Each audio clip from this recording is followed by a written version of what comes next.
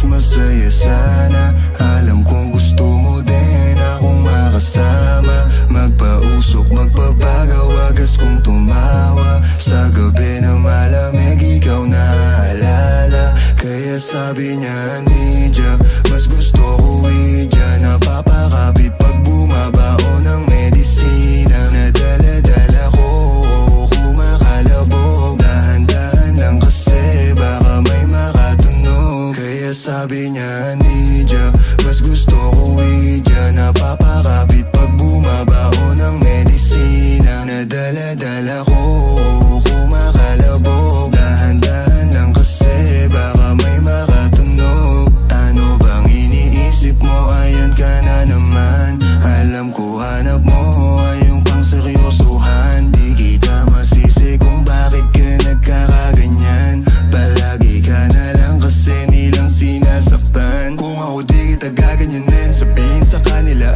ay ka lang. Kung gusto mo kong maipagyabang, sige sagot kita kahit saan. Di ko itatanggihan, alam mo yan.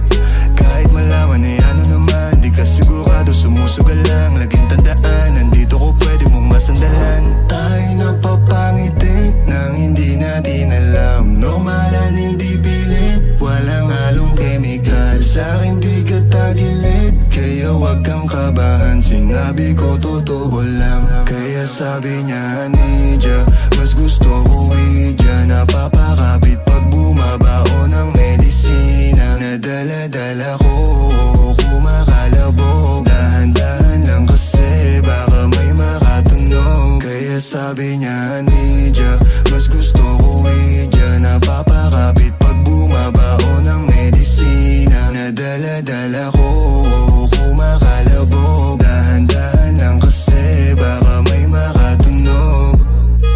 May biglang tumawag sa akin na isang Ea. Sabi niya sa'kin, need ako ngayong gabi na.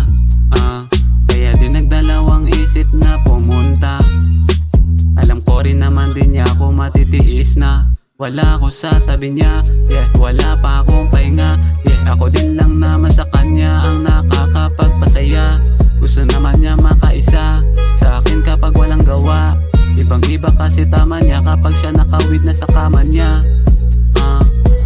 Tanong ko, di ba siya nagsasawa sa bawat gabi na ako ang kasama?